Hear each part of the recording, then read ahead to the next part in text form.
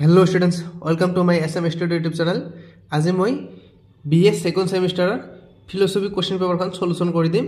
Seasonal examination ইয়াত দিয়া আছে 2024 BA second semester major minor karone hoy question paper to. আজি মই question to solution kori dim. Hokolobor question alochona korim. Full mark dia ase ইয়াত 20 ইয়াত দিয়া আছে স্ক্রিনত দেখিবলৈ পাইছে আৰু এইফালে আমাৰ টাইম দিয়া আছে 1 hour. এইফালে টাইম 1 hour দিয়া আছে ফুল মার্ক 20 দিয়েছে মই প্রথমে কোশ্চেন কেটা দেখুৱা লৈছো ইয়াৰ পিছত आंसर খিনি কৈ দিম প্ৰথমে চাই লোৱা কোশ্চেন কেটা 1 মাৰ্কৰ কোশ্চেন ইয়াত দিয়া আছে A B C D E পাঁচটা দিয়া আছে তাৰ পিছত 2 মাৰ্কত দিয়া আছে ইফালে তিনিটা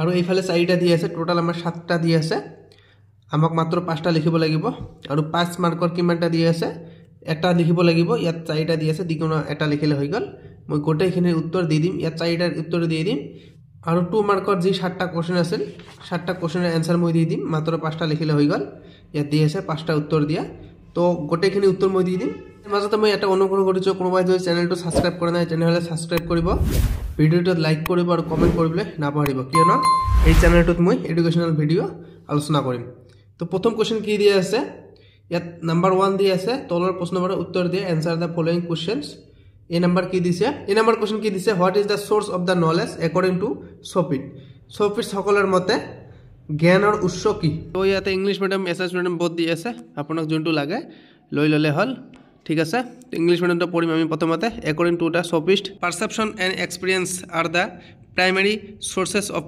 knowledge. They believe that truth is relative and depends on individual perceptions.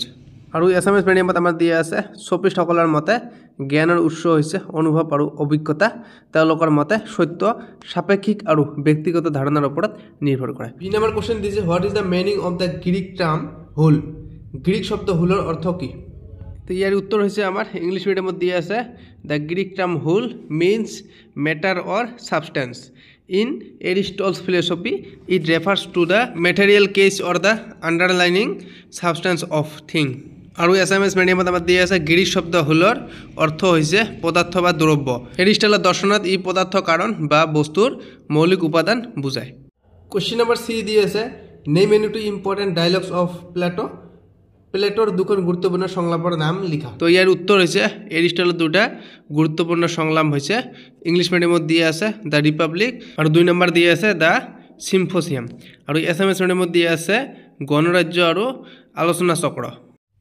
D number question দিয়া আছে who designed Aristotle as the mind of the academy Assamese দিয়া আছে the mind of the academy বুলি এৰিষ্টটলক কোনে আখ্যা দিছিল ইয়াৰ উত্তৰ হৈছে ইংলিশ মিডিয়ামত প্ৰথমত কৈছে Aristotle was designated as the mind of the academy by his teacher Plato. SMS মিডিয়ামত দিয়া আছে এৰিষ্টটলক the mind of the academy একাডেমীৰ মগজু বুলি প্লেটোৱে আখ্যা দিছিল ই নম্বৰ কোশ্চেন দিয়া আছে how many cases are there according to Aristotle এৰিষ্টটলৰ মতে কাৰণ কেই প্ৰকাৰৰ ইয়াৰ উত্তৰ প্ৰথমে আমি ইংলিশ মিডিয়ামত পঢ়িম according to the Aristotle there are 4 cases প্ৰথমটো দিয়া আছে ম্যাটেৰিয়েল কেজেস দ্বিতীয়টো দিয়া আছে ফৰ্মেল কেজেস তৃতীয়টো দিয়া আছে ইফিচিয়েন্ট কেজেস আৰু শেষটো দিয়া আছে ফাইনাল কেজেস এতি আমি এছএমএছ মিডিয়ামটো আলোচনা কৰিম এৰিষ্টটলৰ মতে চাৰি ধৰণৰ কাৰণ আছে প্ৰথমটো দিয়া আছে পদাৰ্থ কাৰণ ম্যাটেৰিয়েল কেজ তাৰ পিছত ইয়াত দিয়া আছে আকৃতি কাৰণ ফৰ্মেল কেজ বস্তুৰ ৰূপ বা নকশা কি তৃতীয়টো দিয়া আছে কাৰ্যকৰী কাৰণ ইফিচিয়েন্ট কেজ আৰু চতুৰ্থটো দিয়া আছে চূড়ান্ত কাৰণ ফাইনাল কেজ বস্তুৰ লক্ষ্য বা উদ্দেশ্য কি কোশ্চেন নম্বৰ এ দিছে who are the trimurti of Ionia philosophy Ionia সম্প্ৰদায়ৰ ত্ৰিমূৰ্তি কেইজন কোন কোন তো ইয়াৰ উত্তৰ দিয়া আছে ইয়াতে ইংলিশ মিডিয়ামত পঢ়িম প্ৰথমে দা ত্ৰিমূৰ্তিৰ 3 main philosophers of Ionian philosophy আৰ প্ৰথমটো দিয়া আছে থেলস দ্বিতীয়টো দিয়া আছে এনাক্সিমেন্ডাৰ আৰু তৃতীয়টো দিয়া আছে এনাক্সিমেন্স এছএমএছ মিডিয়ামৰ কেইটা পঢ়িম আমি এতিয়া আয়োনিয়াৰ দৰ্শনৰ ত্ৰিমূৰ্তি বা তিনিজন প্ৰধান দাৰ্শনিক হল প্ৰথমটো দিয়া আছে থেলিস দ্বিতীয়টো দিয়া আছে এনাক্সিমেন্ডাৰ আৰু তৃতীয়টো দিয়া আছে এনাক্সিমিনিস কোশ্চেন নম্বৰ বি কি দিয়া আছে what are the 3 main philosophical statements of Thales থেলসৰ দৰ্শনৰ প্ৰধান তিনিটা দাৰ্শনিক উক্তি কি কি ইয়াৰ উত্তৰ প্ৰথমত মই ইংলিশ মিডিয়ামত দিছে the 3 main philosophical statements of Thales আর প্ৰথমটো দিয়া আছে water is the fundamental principle of everything দ্বিতীয়টো দিয়া আছে the earth floats on water তৃতীয়টো দিয়ে আছে all things are full of gods. আৰু এছামিজ মিডিয়ামত দিয়ে আছে থেলিছৰ তিনিটা মুখ্য দাৰ্শনিক বক্তব্য হ'ল প্ৰথমটো দিয়ে আছে পানী হৈছে সকলো বস্তুৰ মূল উপাদান, দ্বিতীয়টো হৈছে পৃথিৱী পানীৰ ওপৰত ভাহি আছে আৰু তৃতীয়টো হৈছে সকলো বস্তুৰে জীৱন আছে। 3 নম্বৰ কোৱেশ্চন দি আছে নেম টু সফিষ্ট ফিলোসফাৰ, দুজন সফিষ্ট দাৰ্শনিকৰ নাম লিখা। ইয়াৰ উত্তৰ মই প্ৰথমে ইংলিছ মিডিয়ামত দিছো।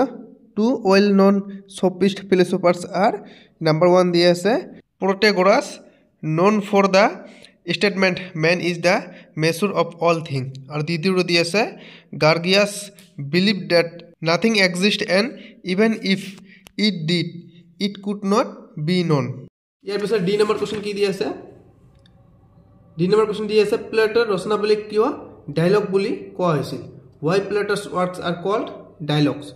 ইয়াৰ উত্তৰ প্ৰথমে আমি ইংলিছ মিডিয়ামত পঢ়িম। Plato's works are called dialogues because they are written in the form of conversations between different characters, mainly featuring Socrates as the central speaker. Plato used this method to explore philosophical ideas through discussion and argument। আৰু এতিয়া Assamese মিডিয়ামটো পঢ়িম। প্লেটোৰ ৰচনাসমূহ dialog বুলি কোৱা হয় কাৰণ তেওঁৰ সংলাপৰ ৰূপত লিখিছিল। এই সংলাপসমূহত সাধাৰণতে সক্ৰেটিছ কেন্দ্ৰীয় বক্তা হিসেবে থাকে, যাৰ দ্বাৰাই দাৰ্শনিক তথ্য আৰু চিন্তা ভাৱনা প্ৰকাশ কৰা হয়। ই নম্বৰ কোৱেশ্চন দি আছে what is knowledge according to Plato, প্লেটোৰ মতে জ্ঞান কি? ইয়াৰ উত্তৰ প্ৰথমে আমি ইংলিছ মিডিয়ামত পঢ়িম। According to Plato knowledge is justified true belief, he believe that real knowledge comes from reason and is based on unchanging eternal forms not from sensory experience. আৰু এছামিজ মিডিয়ামত দিয়া আছে প্লেটোৰ মতে জ্ঞান হৈছে যৌক্তিকভাৱে প্ৰমাণিত সত্য বিশ্বাস।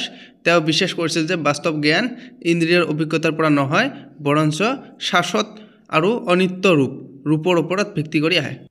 এক নম্বৰ কোৱেশ্চন দি আছে what do you mean by material cause, উপাদান কাৰণ বুলিলে কি বুজা?